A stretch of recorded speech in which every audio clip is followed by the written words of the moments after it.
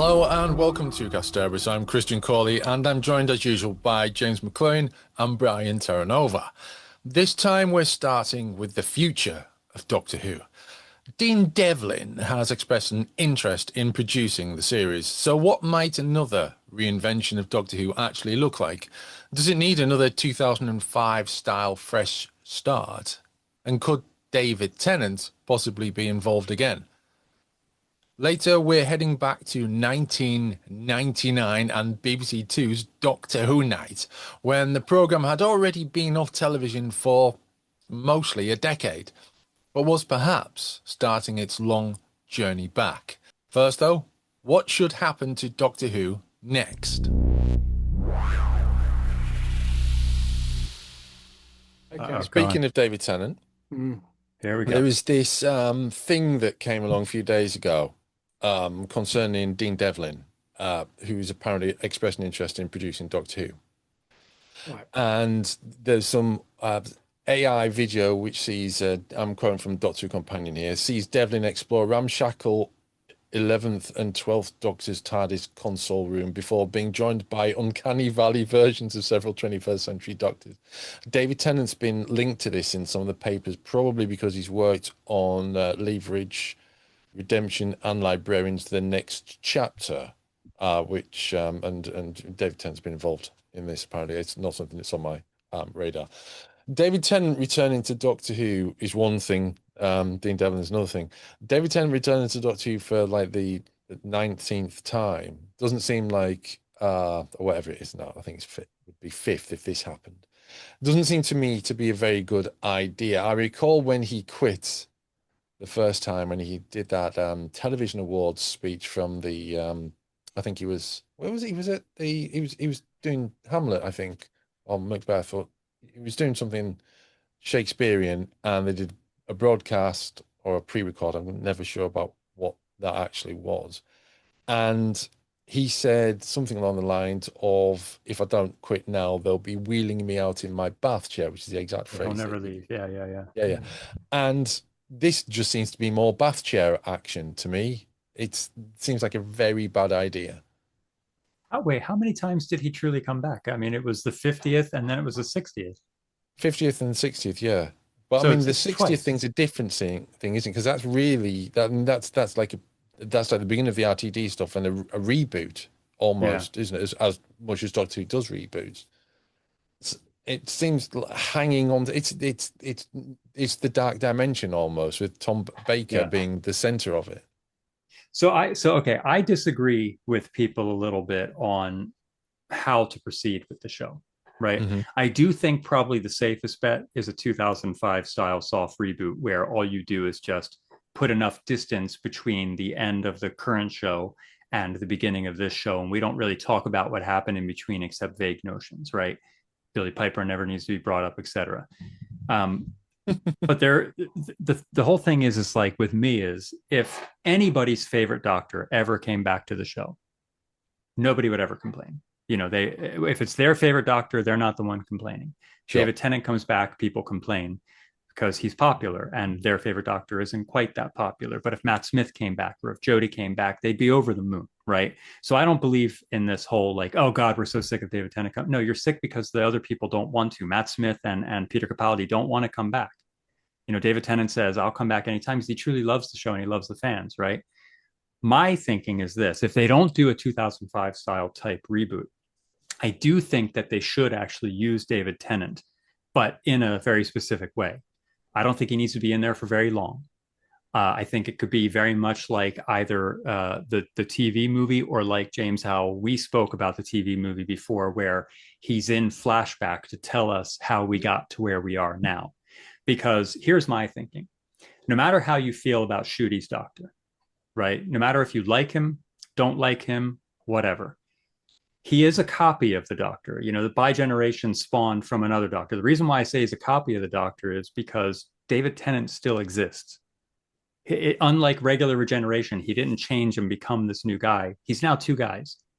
He left at the end of the Giggle by using the hammer of the toy maker and creating a copy of the TARDIS. He left in a copy of the TARDIS. So now we have a copy of the Doctor leaving in a copy of the TARDIS.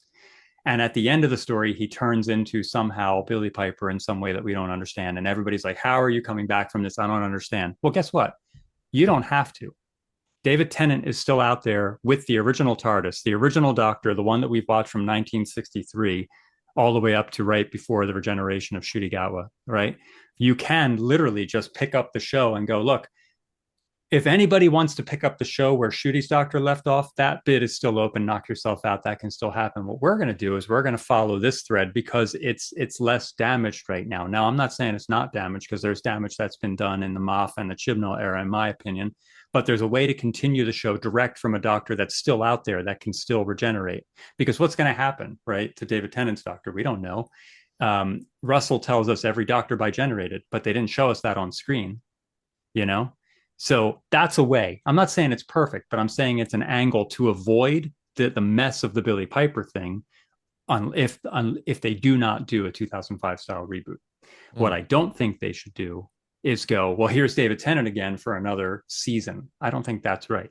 But I think if any Doctor came back for a cameo or a multi-Doctor story, I'm not going to argue that. We all love that. I would love for Doctors to come back, but I don't want David Tennant back as the Doctor. But if he came back for little flashback scenes to show where this new Doctor picks up from, I wouldn't say no to that. I think the danger of having David Tennant back for me is I'm very sympathetic to all of that. But it's just simply that the more you have Tennant there, the more you kind of reduce the freedoms of understanding what the Doctor could be. You start really starting to make what the Doctor's true element is David Tennant, who is kind of Tom Baker. It goes back to Tom Baker suddenly becoming the only Doctor, really, and anything else becomes not quite right because it's not Tom Baker. If you keep cementing David Tennant, he no longer becomes a facet. He becomes almost like the authorial thing of what everyone else has got to be because he keeps perpetuating, and I don't think we need that.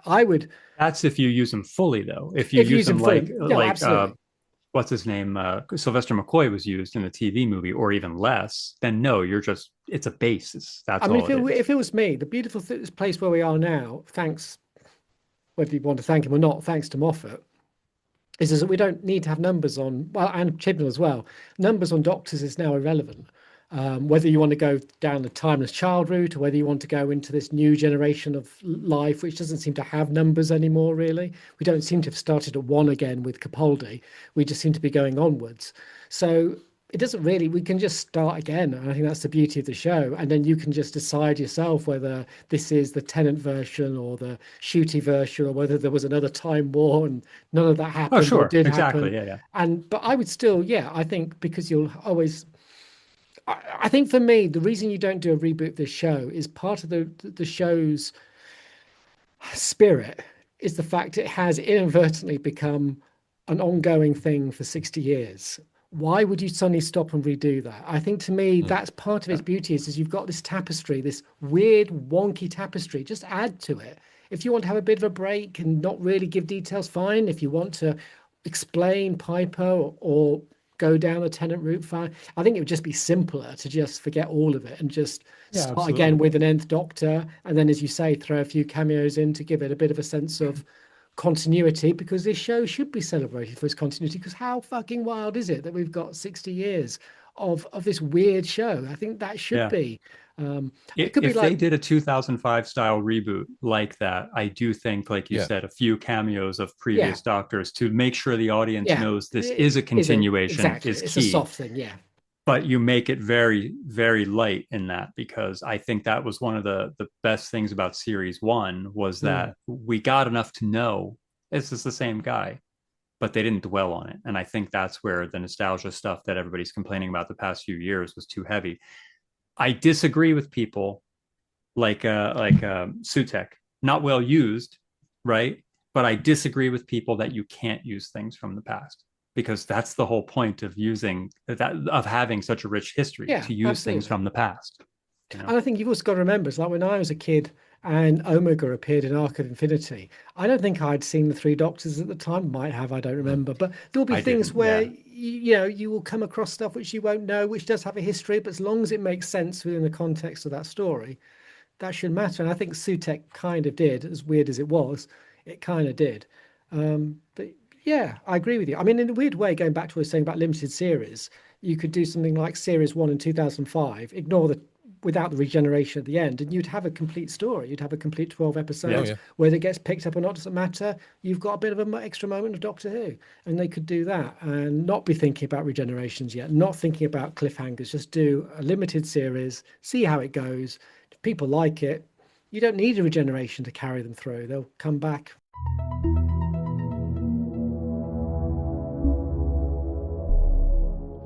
So, Doctor Who once again finds itself with questions hanging over its television future.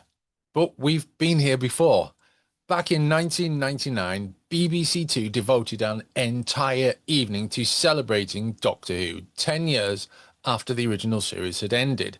Looking back now, Doctor Who Night feels like an interesting moment in the programme's gradual journey back to television. Here's what we remembered about it.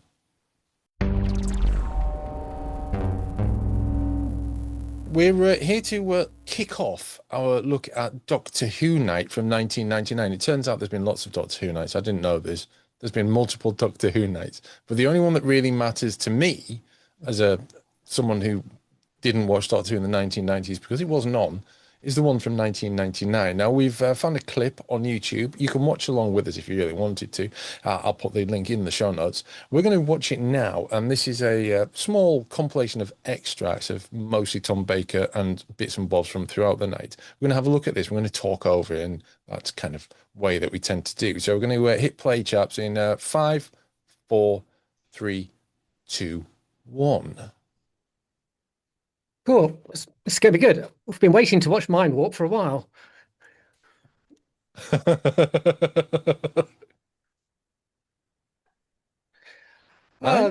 Yeah, so go on. I was going to say, it's weird, isn't it, to think that this is playing to the 60s, this opening, with the kid.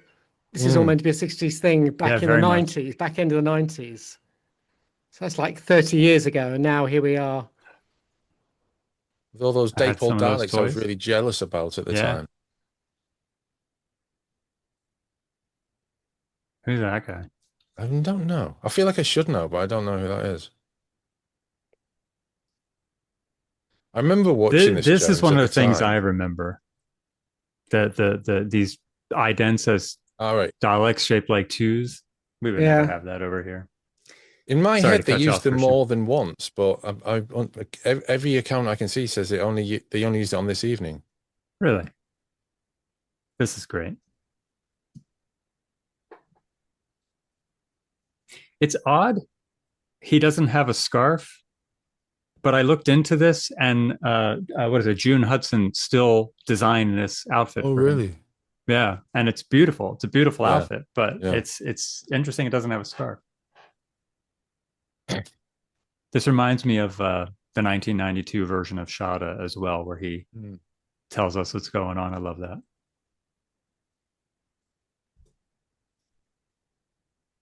I remember watching this at the time, and I absolutely loved this. This was just like the thing that I'd wanted to watch on telly more than anything. Yeah. It was Tom Baker doing this. Yeah. This was the reason I saw this is because I knew a guy in the UK who kind of helped me find Doctor Who episodes when they weren't available for sale over here. You know, there's a whole documentary about that on one of the Doctor Who DVDs about people finding episodes when they weren't available for sale. And he gave me the whole Doctor Who night, and I was excited for it because the TV movie was not available for purchase here. I only had my VHS taped off air copy, and this was a way to get a better copy. And this was, I think, the first time they aired it unedited in the UK. Although I say unedited, but it is different than the US version. It's just unedited for all the stuff they cut out in the first place.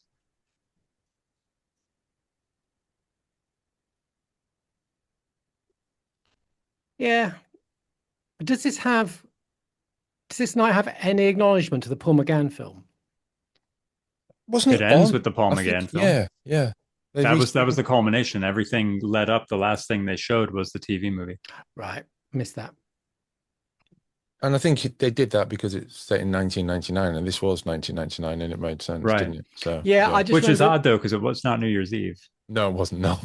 Yeah. I just remember a lot of remembering Doctor Who's post McGann deliberately avoiding it. Really? Mm. Yeah. BBC did around this time, yeah. Yeah. Or after this, certainly. The other thing about these scenes with Tom Baker is they're obviously before, but they're very similar to his scenes in Rather Than Hot Kirk Deceased with Vic Reeves. Oh man, I literally just watched that series. Did you? Yeah, just watched I it love it. last week. Was that was that a good. bit of was that an alien skit then? That It with the appeared to be, Dalek. Looks Yeah. like it, right? It's cheeky. yeah. We should talk about Rather Than Hot Kirk Deceased at some point in the future, maybe. Must we? Yeah. I'll tell you what, Okay. I watched that series. I enjoyed it and I liked it so much it got me curious to watch the original, so I watched that as well. All right. Well, it's good to know it's had some use. It was fun. Was it? It is fun. Well, I like Bob Mortimer a lot. I didn't really know Reeves and Mortimer content very much, but I like Bob Mortimer, so it got me interested in checking it out. I have a lot of time for Bob Mortimer, but I think even Bob would feel that his performance in that show was Oh not yeah, quite I what- think he said as much. Yeah. Oh yeah, look, it's not like the best made thing ever, but it was entertaining. I'll give it that. I was born in the same hospital as Bob Mortimer. Were you? Yeah, I was. Good for you. Yeah. Were you two switched at birth? No, certainly not. We're, there's a good Series apart. 15 Oh, yes, years between us, I think. Yeah, it's Paul McGann. Oh tales. yeah, I had no idea he was that young. Yeah, it's so weird to think at this point how long the show had been running. Just over 30 years. That box is weird. It is, isn't it? Yeah, even I've noticed that. Very weird top light.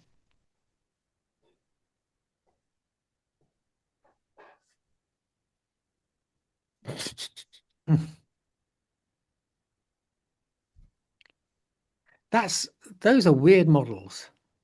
Yeah, it's not So very far as they're nicely not. done, that. Yeah. A lot of effort went into this, though. Yeah, definitely. I'm intrigued as to what they've used to create those Daleks. Yeah.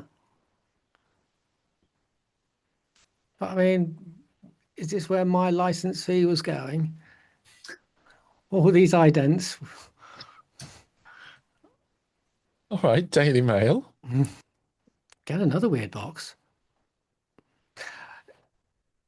This is the same weird box, isn't it? Yeah, it is the same. It's got to box, be. Yeah. It's. Is it trying to be the movie box? It feels like it is. I don't know. It looks like the old Brack box, but not. The flat roof and the heavy lamp looks a bit old school.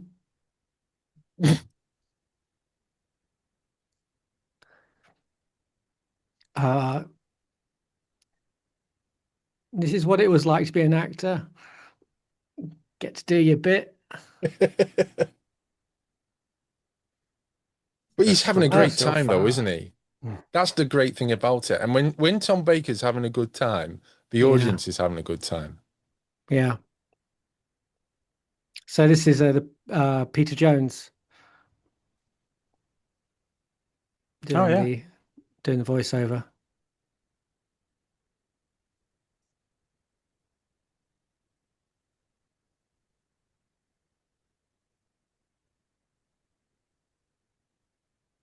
So is this the documentary then? This is one of the documentaries, yeah. It has to be. Okay, yeah. God, I want to break out this DVD now.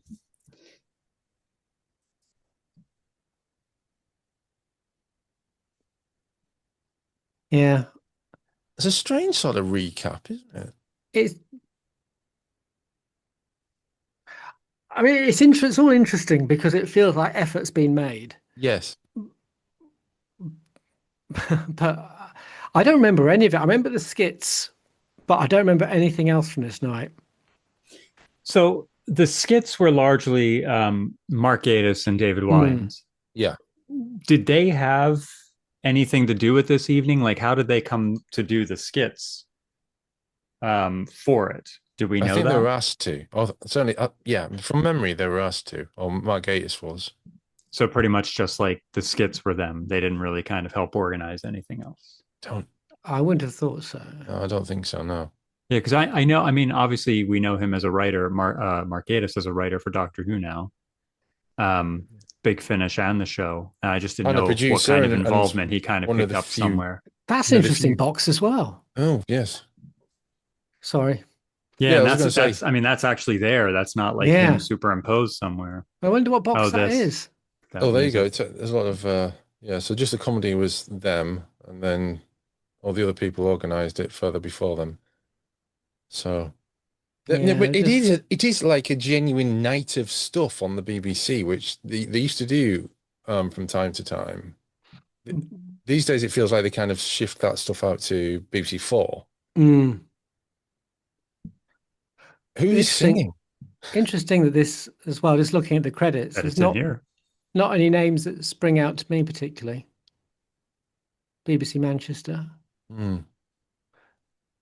Interesting.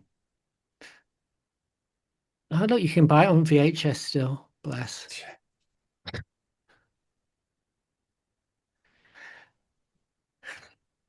Interesting Nice. that they have the Celestial Toymaker there. But I guess that must have been one of the books. Yeah, it was one of the BBC books. Yeah. Yeah. Wait, let's go. What? That's right. I forgot about that. Of course, yeah. I'm called Paul McGann in this one.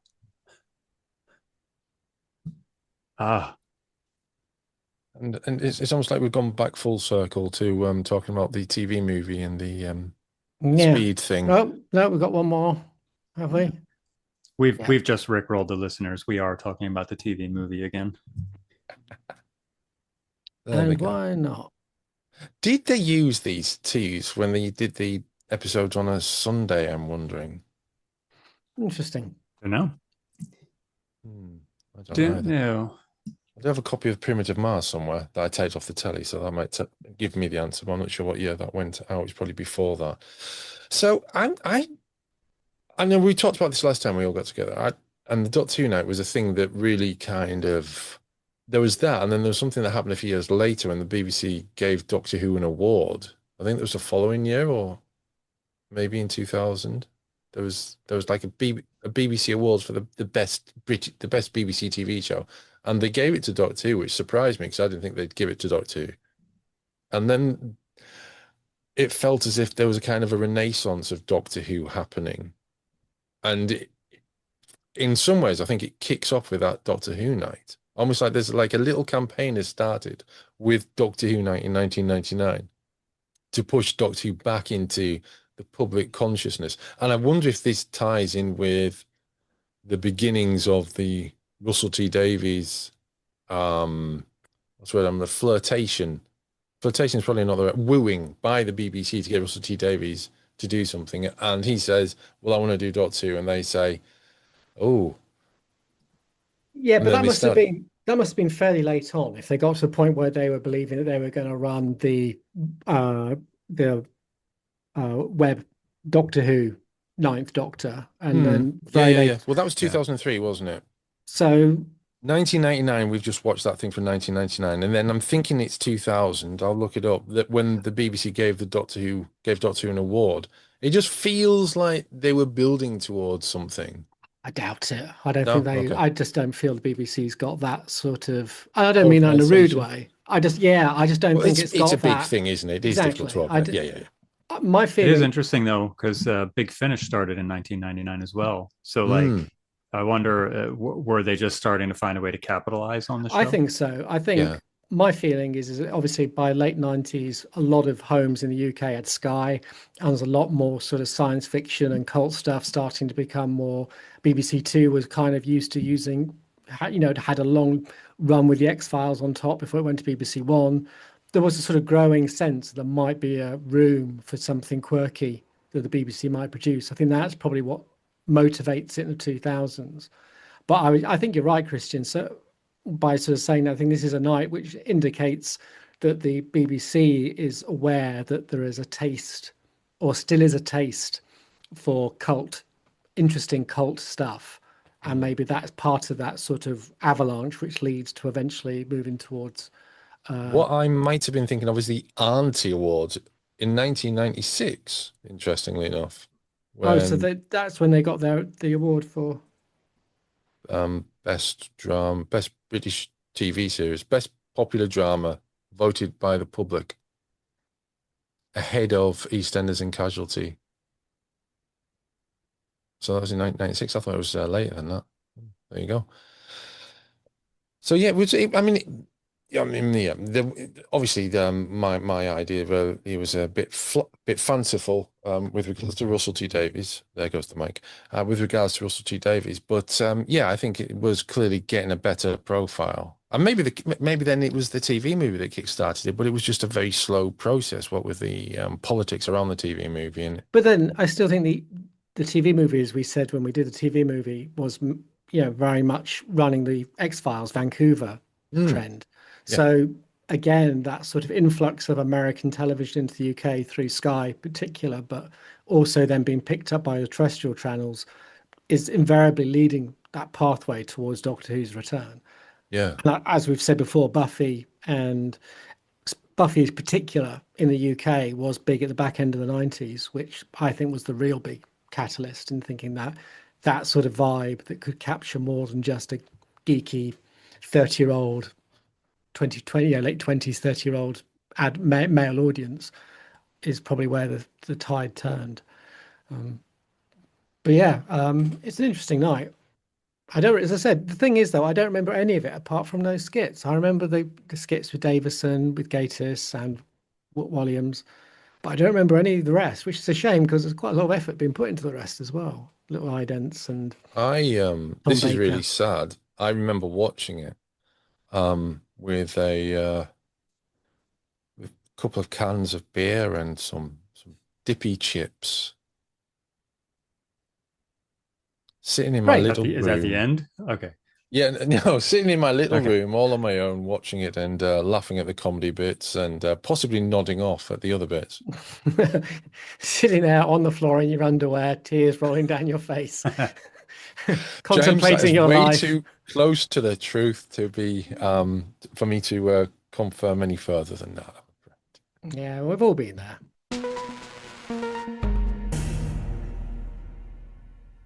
And that's all for us this time. If you enjoyed the show, please make sure you subscribe to Kasterborous wherever you get your podcasts. And if your podcast app lets you leave a rating or review, we'd really appreciate it. It helps other Doctor Who and Cult TV fans find us. And if it is a 5-star review, I will read it out on the podcast. You can also join us on Substack, where you'll find the podcast alongside our articles and other Kasterborous material. And if you'd like to support the show, our Patreon gives you access to the Kasterborous archive, including video editions, old interviews, and material from around 20 years of Kasterborous. And also, if you support us via Patreon, you can message us directly with your thoughts and comments on that week's edition. I'm Christian Cawley. We'll be back soon.